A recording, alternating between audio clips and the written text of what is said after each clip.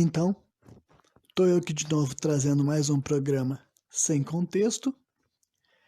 E hoje eu queria começar esse episódio fazendo um adendo à maneira, a fala que eu terminei no meu programa anterior, né? Isso quer dizer que é o programa de sexta-feira. Acho que foi o programa 34, esse que vai ser o 35, é isso? É isso aí.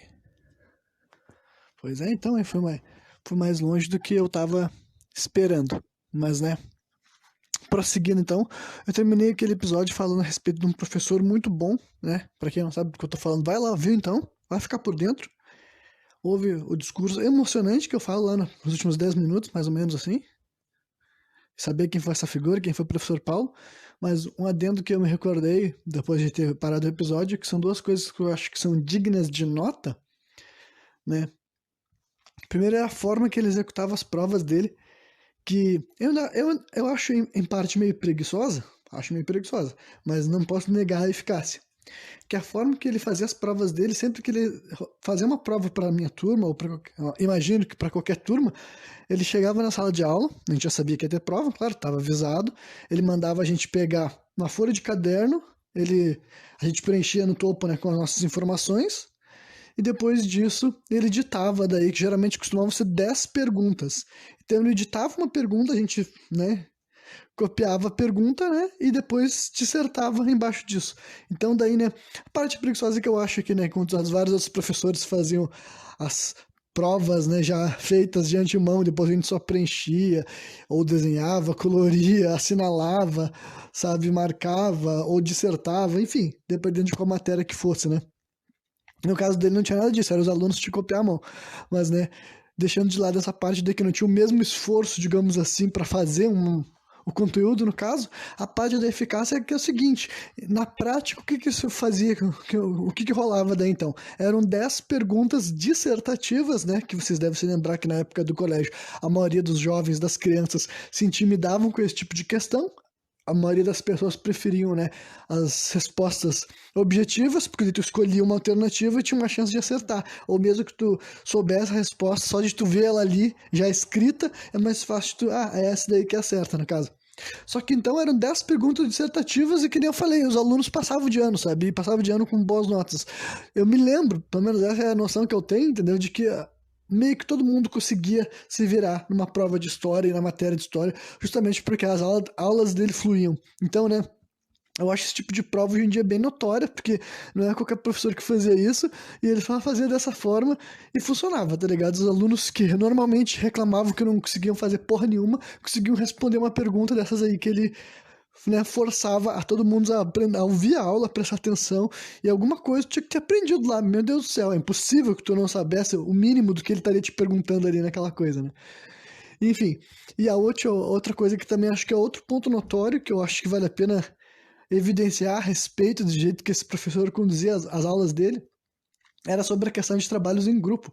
Para quem estudou assim, né, em colégio da rede pública, deve se lembrar que um padrão de um trabalho diferente, um trabalho em grupo, era os famosos trabalhos com cartolina, né? O pessoal comprava uma cartolina, recortava alguma coisa de revista, né? Naquela época eu usei muita revista ainda, mas cheguei a usar a internet também em alguns trabalhos sim, né? Não sou tão antigo assim não, mas muitos trabalhos que eu fiz principalmente da primeira, quarta série ali, eu fazia com revistas e coisas desse tipo, né? Só que daí então o professor Paulo, ele foi meu professor da quinta até a oitava série, e desde a quinta série ele botava uma regra sobre esses trabalhos em grupo na matéria dele, que era matéria de história. Que ele dizia o seguinte, olha, nenhum de vocês que chegar aqui com essa cartolina aqui na frente, ouse olhar para a cartolina na hora de apresentar o trabalho, né? O que ele quer dizer é que não queria ninguém colando do próprio trabalho na hora de apresentar. E além disso, não é todo mundo do grupo vai ter que falar alguma coisa. Se eu ver que alguém não falou o suficiente a respeito do que aquilo ali que vocês colocaram, o grupo inteiro vai se dar mal, porque eu não quero ninguém fazendo trabalho para os outros e eu não quero ninguém tendo que estar lendo na hora para mostrar que sabe alguma coisa. E, né, então essa era uma exigência que tinha e que acontecia, todos os alunos faziam isso acontecer, o que era claramente não era o cenário de outros trabalhos, né? Eu particularmente era um aluno que muitas vezes eu fazia as respostas e outras pessoas faziam o trabalho manual, sabe? Eu não tinha letra bonita, eu não não era bom recortando, era bom colando. Então, geralmente, o que eu fazia? Eu respondia, eu fazia pesquisa, eu aprendia o conteúdo, esse tipo de coisa era a minha função. E os meus colegas de grupo, eles faziam o quê? Eles escreviam, eles colavam, eles desenhavam, eles pintavam. Era assim que meus trabalhos de grupo costumavam funcionar. Já no caso do professor Paulo, não podia ser assim, então o grupo todo mundo tinha que se envolver um pouco ali para rolar isso daí, e na hora de falar, todo mundo tinha que estar ciente de suas informações, sabe? O que eu vou falar, o que tu vai falar, a gente não vai ficar repetindo a mesma coisa. Rolava esse tipo de dinâmica que eu diria que é um pouco mais avançada, sabe, do que nas outras aulas. É mais importante do que isso, né? Isso daí é um tipo de coisa que eu não vi acontecer nem no meu ensino médio, entendeu? Esse que é o ponto-chave. Se eu tô falando de que jovens, crianças, né, adolescentes, de 11 a 14, 15 anos ali, conseguiam fazer esse tipo de coisa, apresentar esse tipo de trabalho, como é que depois que eu estava no ensino médio eu via tantos alunos mais velhos, entendeu? Que não faziam isso, sabe? Quantos trabalhos de ensino médio eu vi que era gente olhando pra cartolina e lendo a mesma coisa que eles escreveram, sabe? Tipo, pô, se é pra ler, eu leio, né? Eu me levanto aí e vou ler, não preciso ficar lendo pra mim aí na frente. Então esse daí eu acho que é um outro ponto notório, sabe? Todas essas coisas evidenciam como se o professor estava realmente preocupado com o desempenho, com o desenvolvimento. Ele já sabia que era importante aqueles jovens estar se acostumando a fazer parte de um trabalho em grupo, já é importante esses jovens se acostumarem a falar, a apresentar os seus trabalhos sem estarem lendo eles, né? Porque se algum dia eles forem chegar em algum lugar nessa vida deles, eles vão ter que ter essa capacidade. Todos nós vamos ter que ter essa capacidade, né? Quando se trata assim de mostrar um trabalho, exibir um trabalho em público e tudo mais. Então esse professor, ele tinha essa grande preocupação, entendeu, com esse desenvolvimento escolar e acadêmico dos alunos que estudavam aqui numa escola da rede pública, sabe, num ponto periférico. Então tudo isso daí para mim é notório, né? Não passou batido pelo Renan jovem, pelo Renan adolescente, e não passa hoje em dia batido por mim, então eu agradeço muito, né, a influência positiva que esse professor foi pra mim e pra centenas, se não milhares de alunos que ele já teve na vida dele, tá ligado? Com certeza ele se importou muito, ele se envolvia, porque não é qualquer um que faz as escolhas que ele fez e se dedica tanto a fazer que lá dá certo, sabe? Tem um resultado. Então, meus parabéns pra esse professor aí que eu tive durante o meu ensino fundamental. Mas agora, prosseguindo, né, eu vou voltar pro assunto do ensino médio. Por quê? Bom, porque eu vi que conforme eu fiz o programa da semana passada e ouvi ele de novo, que eu geralmente ouço para ter noção exata do que eu falei, né? Porque como eu faço isso aqui sem roteiro, só vou falando, se eu falei alguma abobrinha, se eu fiquei me repetindo e tudo mais, eu não vou ter noção até depois de estar ouvindo de novo, sabe? A verdade é essa. Então, ouvindo o programa de sexta-feira, eu pensei assim, bom, eu tenho muita coisa para falar a respeito desse todo esse lance assim do ensino médio, mas é difícil. Fica muito difícil fazer em questão de timeline, pra ser bem honesto, sabe? Porque a verdade é que a partir dos meus 15 anos, sabe? Entre meus 15 anos e os meus 18 anos, assim, rolou muitas coisas relevantes, sabe? Só que em vários pontos diferentes da minha vida, em questões diferentes, sabe? Pontos relevantes, tipo assim, pode ser em questão assim, de definição de um caráter ou opinião que eu tive pra minha vida, ou de algum gosto que eu adquiri, ou, né, uma paixão, não paixão assim, emocional, amorosa, mas uma paixão assim pra minha vida, alguma coisa que, sabe, tem a ver com a identidade que eu carrego até hoje em dia, sabe? Então, durante meus 15, meus 18 anos ali, rolou uma série dessas coisas, sabe?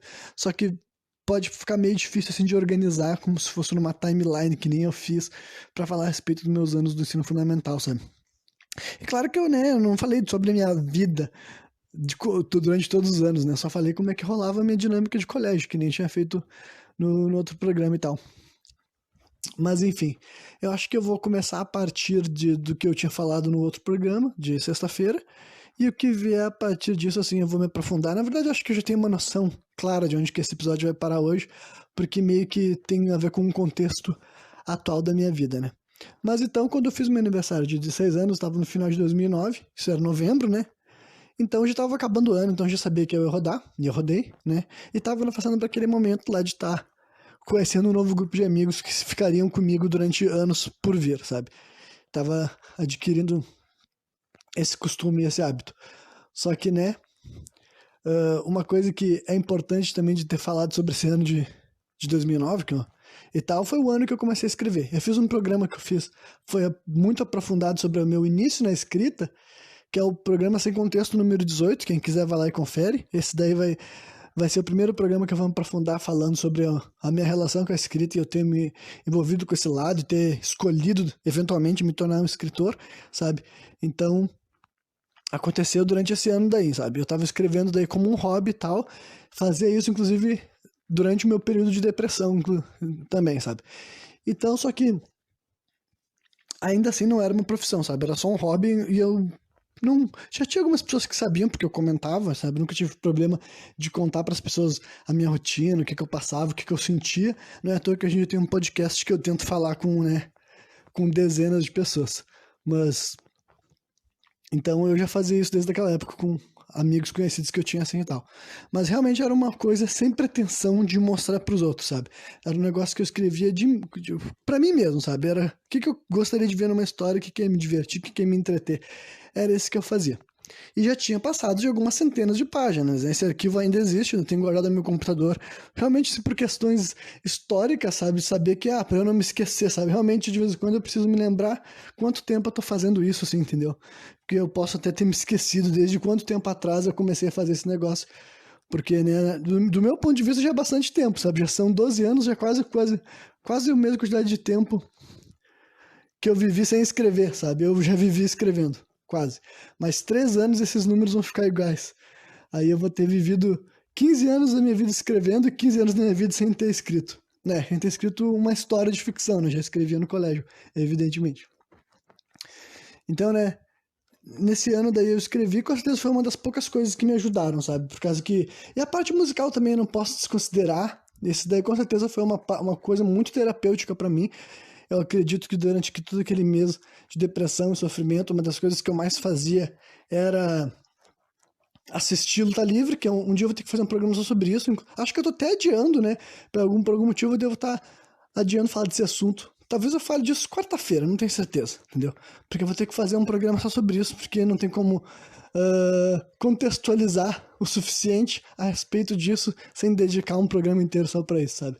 Então era luta livre, era música, que eu já estava envolvido daí com rock, com metal, eu já estava me envolvendo mais com o inglês e com as letras, e daí aquele momento de sofrimento tinha tudo a ver com músicas que falavam de dor, que falavam de sofrimento, né? No momento que tu tá super deprê, super pra baixo, super, né, sentindo dor, sofrimento, sabe, e vontade de morrer, que a gente já tinha falado em outros programas aqui, tu não vai querer ficar falando assim, vamos ficar felizes, vamos ficar alegre, a vida é maravilhosa, né? Meio que não é isso que tu procura, né? Então, com certeza, a música foi muito terapêutica pra mim naquele momento e tal, né? E refletir, né? Refletir música e tal. Eram essas poucas coisas assim que eu tinha. Ah, e a escrita. E a escrita que com certeza também sempre foi um baita do escapismo, sabe? Só que hoje em dia meio que não dá pra mais. Eu ainda considero meio que um escapismo na minha rotina também, mas meio que não dá pra considerar só isso, porque já tem muitas outras coisas lá na minha cabeça, sabe? Naquele momento eu não escrevia pensando em público, em audiência, em concordância, em fazer com que outras pessoas entendam o que tá escrito naquilo ali. Só porque a única pessoa que ia ler era eu mesmo. Então, o meu objetivo ali era muito mais simples, era para agradar uma única pessoa, sabe? Então, era um negócio muito, sabe, mais. Menos refinado, sabe? Era mais natural, não tinha muito o que pensar, só passava na minha cabeça, colocava no papel de uma maneira que fazia sentido e pronto. Era isso que eu fazia naquela época e eu acredito que eu usei isso também muito como um negócio terapêutico, porque para fazer esse processo, considerando o mundo que eu gostava de trabalhar, o mundo que eu gostava de criar, eu tinha que sair da realidade, sabe? É um negócio que talvez pessoas que não trabalham no lado criativo não consigam, sabe, entender de imediato, porque para tu estar fazendo uma história, uma narrativa que não se passa no mundo real, que pode acontecer coisas que não tem como acontecer na tua vida, e aquilo lá ter o mínimo de convicção, entendeu? Tu conseguir escrever aquilo lá de uma maneira que pelo menos faça com que quem tá lendo acredite que o personagem tá envolvido com aquele tipo de coisa, ele tá sendo, sabe, sentindo envolvido com algo que não tem como tu, como ser humano, tá experimentando, sabe? Então, só para fazer isso daí, eu tinha que fazer um distanciamento emocional muito grande, sabe? Eu tinha que criar personas, tinha que imaginar diferentes maneiras de se expressar, sabe? Cada personagem tinha que falar de um jeito, sentir de um jeito. Eu tava fazendo um grande exercício de empatia, né? Mesmo que naquela época eu não fosse tão consciente assim, eu já fazia questão. Essas perguntas eram importantes para mim, mesmo quando eu tava fazendo, assim, um negócio que era um hobby super banal, sabe? Mas já era o jeito que eu trabalhava, né? a criatividade na minha cabeça. Só que então, nesse final de ano, meio que, né, o meu lance da escrita era só esse aí, e a minha rotina tava tranquila e tal, mas eu ia rodar, eu ia passar, né, ano que vem, eu ia passar pelos os mesmos lances, assim, em questão de estudo, de questão de ensino. Ah, mas acho que dá para fazer outro assunto aleatório referente a esse final de ano de 2009, é sobre, por exemplo, algumas obras, acho que a obra, né, que me fez começar a escrever foi um anime, que hoje em dia é um anime popular, outra das ironias da vida, né, outra das ironias da, da minha existência particular, é um anime que o nome dele é JoJo's Bizarre Adventure, né, é um mangá e um anime, né, originalmente um mangá, anos depois tornou um anime. Hoje em dia é um anime bem popular, quem estiver aqui me ouvindo e é mais ligado com essa cultura, assim, de mangás e animes, sabe, ou até memes de internet, vai saber o que é JoJo's Bizarre Adventure, vai saber o mínimo do que se trata, pelo menos a palavra vai te lembrar alguma coisa, sabe. Mas a minha história com JoJo's Bizarre Adventure é muito diferente. Eu gosto muito, eu sou fã, considero, assim, uma das minhas obras preferidas, sabe, com certeza ali configura num top 5, eu diria, sabe, de mídias variadas. Com certeza é uma das minhas obras favoritas, mas eu conheci ela de uma maneira muito diferente também do que a maioria das outras pessoas conheceram. E eu vou contar aqui, vocês vão ter que concordar comigo. Quando eu era criança ainda, sabe, na época que meu pai ainda tinha uma locadora de videogame, que ele ainda usava o PlayStation 1 como o seu carro-chefe ainda, sabe, então ele não tinha Play 2 ainda, entendeu? Então isso daí deve ser, sabe, lá por 2001, 2002, talvez até um pouco antes, sabe, eu não tenho noção exata desse tempo, porque pra mim era tudo, era tudo uma grande amontoado, sabe, minha vida ainda era muito breve aqui nesse mundo. Então, a minha avó, né, que é uma outra figura que dá pra fazer vários comentários, não lá muito bons, né, mas daí é meio polêmico, eu falar meio mal dos parentes, mas se eu não falar mal dos parentes, eu não vou estar sendo eu, né, mas enfim, a minha avó, por parte de mãe, minha avó materna, ela foi comprar um jogo de aniversário, eu acho, não sei se era aniversário ou só presente por motivos de sim, pro meu irmão, né, meu irmão mais velho, que ela gostava bastante, ela paparicava bastante o meu irmão. E daí ela foi comprar, só que ela foi comprar sozinha, ela foi lá pro centro de Porto Alegre. Quem mora aqui em Porto Alegre e não é tão jovem assim, vai se lembrar que antes existia o camelódromo ali naquela praça ali, sabe, que deve ter algum nome, mas eu como um péssimo porto-alegrense que sou, não sei, então eu não vou inventar um nome aqui agora, mas aquela praça que tem ali na frente, né, do mercado público, e depois que hoje em dia tem ali umas lancherias que vende ali uns X-podrão, essas coisas nesse pique ali, toda aquela praça enorme ali era lotado de camelô, sabe? Um puta do mercadão a céu aberto assim e tal, só com umas lonas em cima, e os caras vendiam muita produto pirata, o que basicamente foi o que se tornou o camelódromo, né? Quando chegou as mudanças nas leis públicas e não deixavam mais aquilo ali que tava rolando ali a céu aberto, inventaram o camelódromo e levou muito desse pessoal pra lá. Mas, né, então, na época daquele camelódromo roots ali da rua mesmo, né, que a minha avó chegou lá pra comprar um jogo pro meu irmão, ela sendo uma senhora idosa, não manjando caralhas de videogame, né, pense que isso é começo dos anos 2000, os anos 90, algo nesse nível, ela chegou lá e falou assim, olha, eu quero comprar um jogo e tal, e daí pro meu neto e tudo mais, daí o cara falou, ela disse isso, né, que o cara perguntou a idade dele. E daí ela falou a idade dele, que daí eu acho que ele tinha 13 anos de idade, acho que era isso. Então se ele tinha 13, ele tinha 9, né? Então se eu tinha 9, tava na terceira série, isso é 2003. Ah, vê como é que funciona a minha memória por associação, sabe? É assim que eu me baseio. Se alguma dessas informações está errada, mudou o cálculo por completo. Mas, né, eu gosto de viver assim, perigosamente, analiticamente, né? Mas prosseguindo pra minha narrativa, daí minha avó comprou esse jogo daí, então. E provavelmente o que foi? Era um jogo que ninguém jogava, porque é um jogo de luta do JoJo's Bizarre Adventure. Eu naquela época adorei, e hoje em dia, depois de adulto, também adoro, porque é um jogo de luta feito pela Capcom.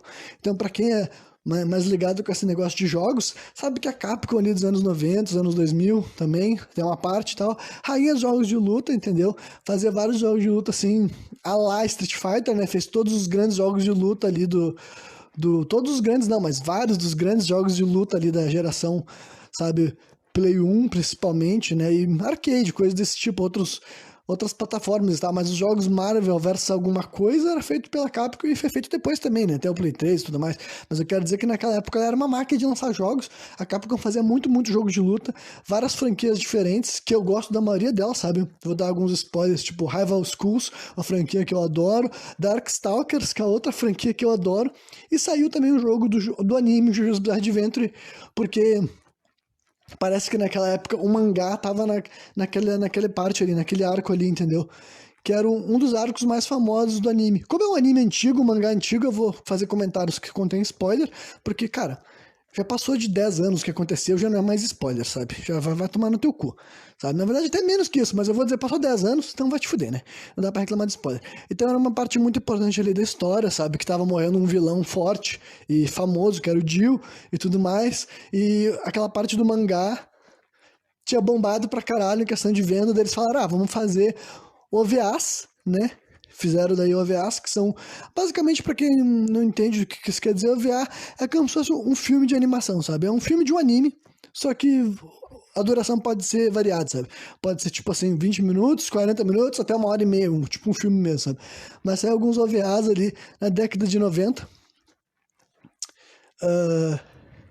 E além disso também saiu esse jogo daí, que saiu pra arcade, saiu pra Play 1, e o que eu joguei era de Play 1, foi o que a minha avó comprou, entendeu? Então era um jogo do JoJo's Adventure pra Play 1 de luta e tal, e tava até em japonês, então por isso que eu acho que era uma puta de uma bomba, sabe? O cara pensou assim, olha, essa merda aqui, nem sei o que é, nem sei como é que joga, essa velha aqui tá pedindo um jogo pro moleque de 13 anos, vai essa bosta aqui, empurrou, tá ligado?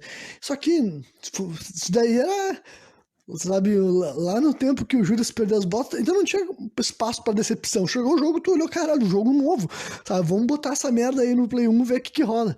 E aí eu me lembro que no primeiro dia a gente botou pra jogar assim, meu irmão, sabe? Eu era mais novo que ele, ainda ganhei dele. Depois eu descobri que o meu boneco que eu peguei era bate no apelão, mas caguei ele a pau. O boneco que eu peguei era o Jotaro, que é o protagonista, né? Eu, como sempre, com várias manias absurdas dentro da minha cabeça. Eu tinha mania de escolher os personagens em ordem, né? E o Jotaro era o primeiro, ele era o protagonista, e ele é um personagem muito roubadão mesmo. O meu irmão pegou o Polnareff, né? Pra quem são fãs de JoJo's Adventure e estão entendendo um pouco do que eu tô falando aqui, caguei ele a pau, né?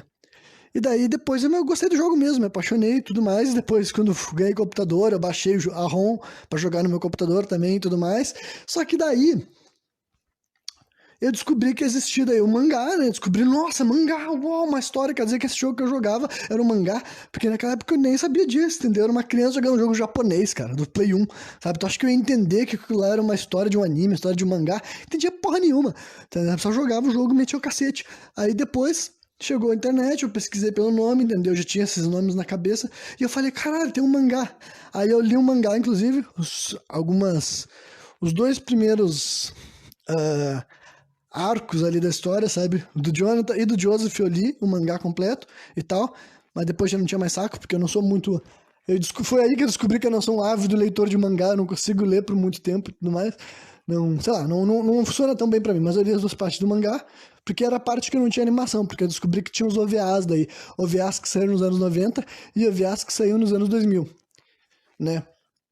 Por isso, porque até 2009, que é quando tava rolando essa história, que eu parei ela, lá em 2009, pra abrir vários parênteses a respeito de JoJo's Adventure, né? Então, até 2009, só existia de JoJo's Adventure só os mangás e esses poucos episódios de OVA, sabe? Que era só também sobre o arco do Jill, que é o mesmo arco da terceira temporada, do terceiro, sabe, season, assim, que foi transformado em jogo lá, que foi o jogo que eu joguei quando eu era piá. Daí eu falei, joguei o jogo, li o que veio antes no mangá e tal, agora eu vou ver essa animação daí e tal. E eu fui ver japonês, inclusive foi a primeira vez na minha vida que eu tava vendo uma obra de anime legendada, né? Eu cresci assistindo anime, só que eu assisti vendo anime como o quê? Como desenho animado, né? Eu assisti Pokémon, Yu-Gi-Oh!, Dragon Ball Z, sabe? Eu assistia Band Kids, que dava no Canal 10, na Band, né? Que passava Bucky e Monster Rancher e essas porra toda que hoje em dia eu sei muito bem que são animes, né? Mas naquela época no Brasil era só chamado de desenho animado e depois começaram a explicar também o que era anime, né?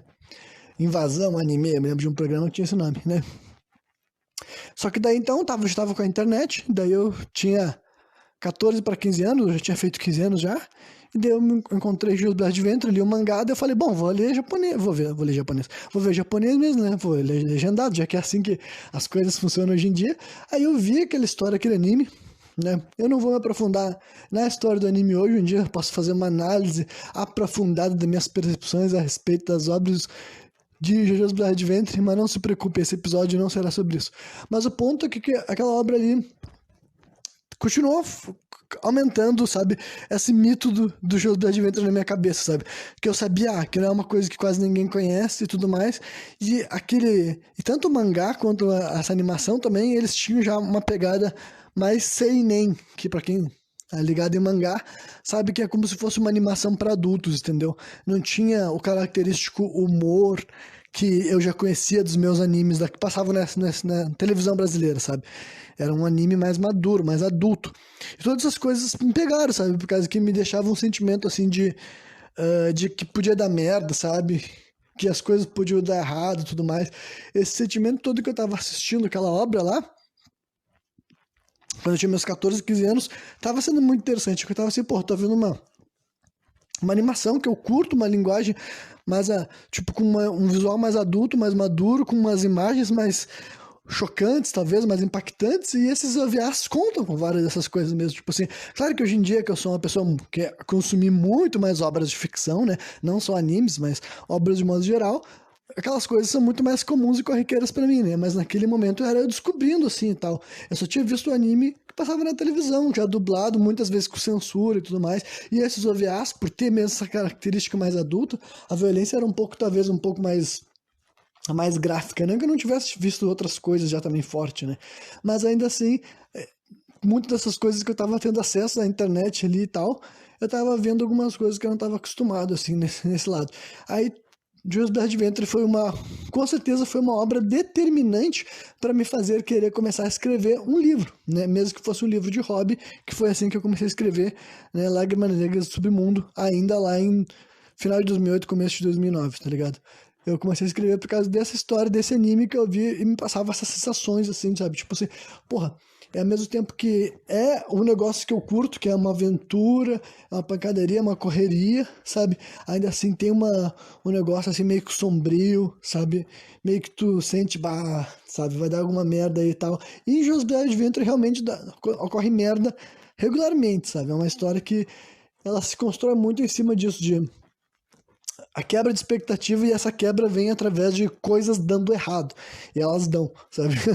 Dão errado ali, então todos esses sentimentos que eu não estava muito familiarizado ainda naquela época ficaram comigo, sabe? E eu falei, bom, eu gostaria de escrever algo nessa linha, sabe? Que tivesse poderes fortes, sabe? Assim, bem poderosos, que nem Jujutsu Adventure é, sabe?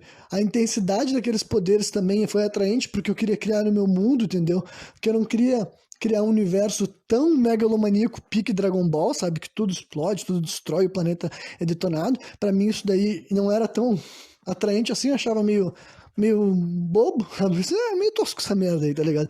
Não era pra mim. Só que agora, o nível de força, o nível de violência, o nível sabe, de coisas que os personagens do Jujutsu Adventure podiam fazer era um pouco mais do meu agrado nesse tipo de questão. Sabe? Eu falei, esse tipo de nível de força é interessante porque eles não podem fazer absolutamente o que eles quiserem, mas eles claramente estão muitos níveis acima de um ser humano, sabe? O ser humano normal meio que não tem como lidar com esses caras, os usuários de stand, né? Do anime do Jujutsu Adventure. E também outras estruturas assim, da história sobre a diferença, sabe? Como é que níveis diferentes de força. No Jujutsu Adventure, alguns personagens claramente eram mais fortes que outros, mas os seus poderes tinham utilidade diferente, sabe? Variável. Eles trabalham muito com isso ali naquele anime. Eles falam, por exemplo, assim, animais com poderes muito fortes, sabe? Eles fazem esse tipo de coisa. Um personagem que teoricamente ele não é tão pica, tão importante pra história, mas ele tem um puta de um poder cavalo, tu consegue entender como aquilo ali é um poder apelão, sabe? E como certos poderes funcionam melhores contra outros. Tinha várias questões assim que várias vezes não passavam muito batido em outras histórias, sabe? Outras histórias meio que não tinha esse jogo tão claro de Joaquim Pô, que eu achei interessante, sabe? Fulano ferra com fulano, mas esse mesmo fulano que ferra com fulano, ele perde pro ciclano, que ganha do Beltrano, sabe? Tem todas essas mecânicas aí e tal. Em outras histórias, muitas vezes não tinha isso. Essa parte era completamente sabe, incomparável e é tipo assim, só vai subindo em linha reta, quem tá mais pro topo é mais forte, quem tá mais pra baixo é mais fraco, e meio que é isso aí, tá ligado? Não tem tanto assim, água, pedra, papel, água, pedra, meu Deus! Pedra, papel e tesoura, água e pedra, que eu acho que, sei lá, acho que eu pensei nas cartinhas do Pokémon, aquelas, eu não sei.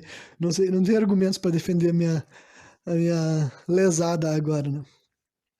Mas enfim, olha como eu já fui longe falando dessa parada daí e tal. Mas eu sei que esse episódio vai ser sobre o fato de eu estar escrevendo, né, de estar promovendo a minha obra, por causa que eu estou prestes a começar agora a entrar pro ramo dos e-books, sabe? Eu já publiquei o meu primeiro livro 2 vezes, de forma física, né, forma impressa mesmo, só que, né, são 2 histórias que não deram muito certo, 2 histórias que são muito longas, e eu não vou entrar aqui no programa de hoje, sabe? Mas eu tô prestes a começar a anunciar, começar a divulgar, então provavelmente esse tipo de notificação vai fazer parte da programação, ou no começo ou no final, eu vou estar encaminhando vocês em direção ao link, alguma coisa desse tipo, sabe? Porque, né, é o que eu faço, esse daí é o verdadeiro, assim, a minha profissão, para começar, né? Mas além de ser minha profissão, é a minha paixão, é a coisa que eu me dediquei a maior parte da minha vida. O que eu mais me empenhei é para ser um bom criador de história, sabe? A coisa que eu mais me importa nesse mundo é isso. Por uma razão ou por outra, é assim que funcionam as coisas para mim, sabe?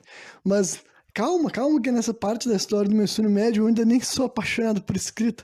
Eu só tava contando como é que Joseph de Ventre foi instrumental, sabe? Foi muito importante para me fazer com que eu começasse a escrever um livro mesmo que como um hobby, né? E naquela época ninguém conhecia José de Ventre, porque ainda não tinha feito a nova animação que se tornou um sucesso e fez com que se tornasse um fenômeno na internet hoje em dia, né?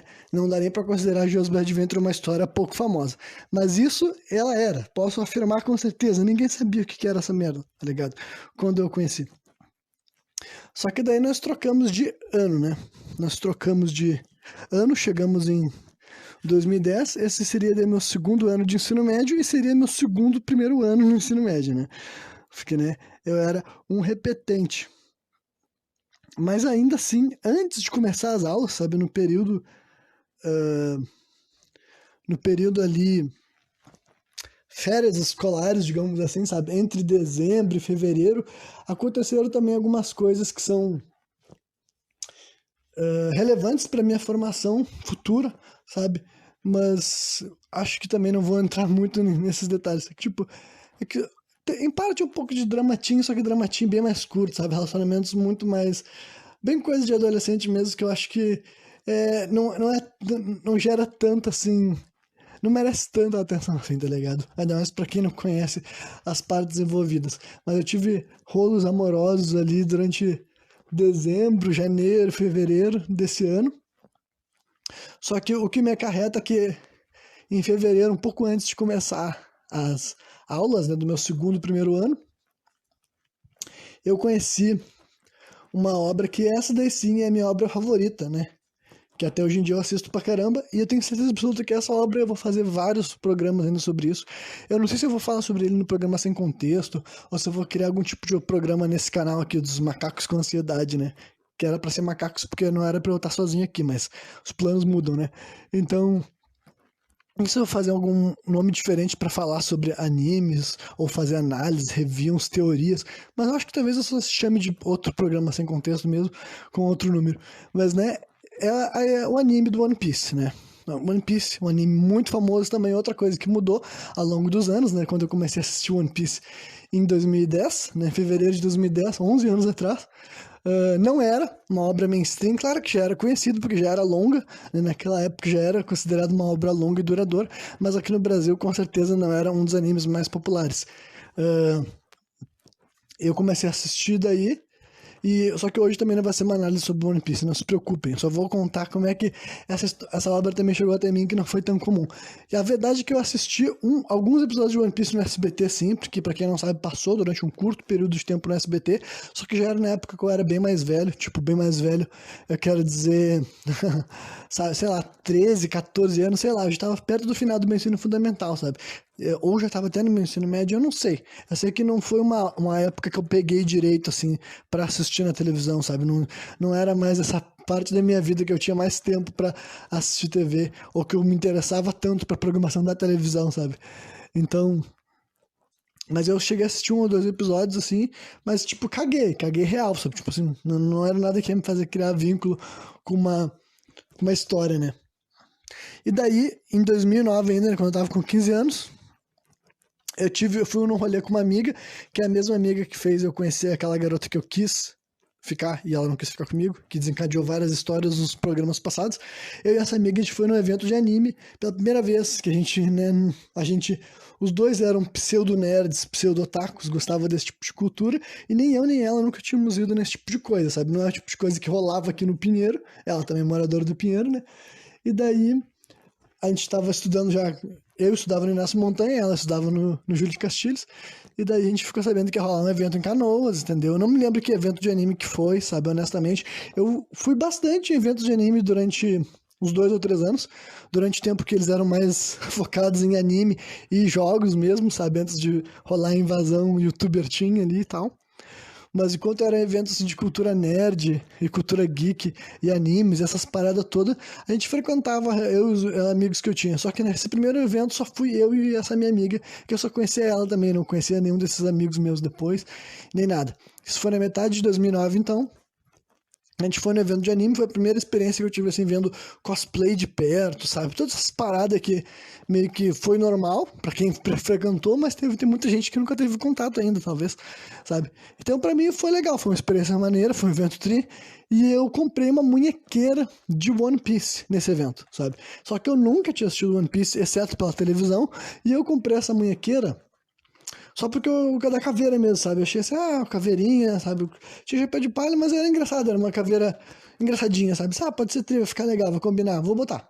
Comprei e levei essa munhequeira pra casa e tal. E daí um dia, conversando, tava, acho que com essa minha mesma amiga, conversando pela MSN, já em 2010 e tal, ali na época de férias escolares, a gente conversou sobre cosplay, sobre os caramba e tudo mais. E daí eu fiquei, é difícil fazer cosplay, né? Eu sou um moleque magrinho, baixinho e tudo mais. Comprar uma roupa foda dessas aí deve ter trabalho, deve ser caro, não vai rolar. E daí, eu não sei se fui eu que pensei, ou se foi ela que pensou, esse tipo de informação não ficou clara na minha cabeça, mas em algum momento, eu acho que fui eu mesmo que eu me lembrei do personagem do One Piece, que é o Luffy, né? Eu falei, pô, o Luffy é magro, ele é seco, não existia ainda o Luffy pós-time skip, só tinha aquele visual clássico dele com a regata vermelha e tudo mais. Aí eu pensei, bom, esse cara daí é magro, entendeu? E ele, né, acho que não tem nada que seja muito difícil de fazer uma regata, uma bermuda, um chinelo, um chapéu de palha. Dá pra fazer, né? Então, a minha intenção original de conhecer o One Piece era só por um caso eu fosse fazer cosplay dele. Que spoiler, eu fiz cosplay de Luffy em alguns anos depois, 1 ou 2 anos depois eu realmente fiz. Esse projeto foi pra frente e tal. Mas, né, eu tava pensando assim, bom, vou assistir, pensei pra mim, vou assistir esse anime pra saber quem é o personagem. Pra se eu for fazer cosplay, eu vou saber alguma coisa, alguma fala, algum contexto, né? Eu vou ficar tão avulso, eu pensei assim na minha cabeça, sabe? E daí eu pensei em assistir. E eu me lembro que quando eu fui assistir, inclusive, eu queria assistir dublado, e conforme eu tava pesquisando isso, eu descobri que não tinha todo o anime dublado, tinha pouquíssimos episódios, inclusive o anime já tinha mais de 300 nessa época, sabe? E eu fiquei, caralho. Tá, então vamos ver legendado mesmo, eu já assisti JoJo's Bizarre Adventure dublado mesmo, né? Então vamos, dublado não, legendado. Vamos conhecer outro anime legendado, né? E claro que depois disso eu me acostumei, né? Nunca mais fiz questão de assistir anime dublado. Embora o tempo tenha passado o suficiente a ponto de existirem dublagens boas de novo, né? Que teve dublagens boas, depois meio que sumiu a dublagem por completo e depois apareceu dublagens novas de novo. Mas, né, durante muito tempo quem assistia animes se padronizou a assistir legendado, se tornou comum, né? E aprendemos a apreciar também o voice acting original. Então, eu conheci o One Piece daí por causa disso. Eu pensei assim, preciso conhecer um pouco desse personagem. Mas eu fui daqueles que me apaixonei instantaneamente, sabe? Realmente, eu me lembro que na minha cabeça eu pensei assim, eu vou assistir uns 20 ou 30 episódios.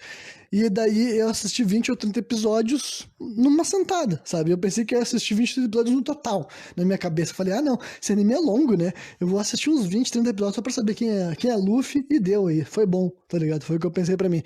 Só que foi literalmente aquela coisa de colocar, ia terminar um episódio, eu botei o próximo, e como eu tava em férias escolares, tá ligado?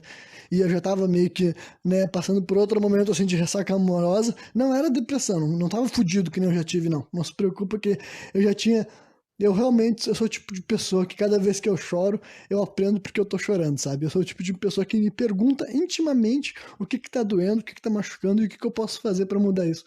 Então, né, eu sou uma pessoa que eu aprendo com os meus erros, principalmente os meus.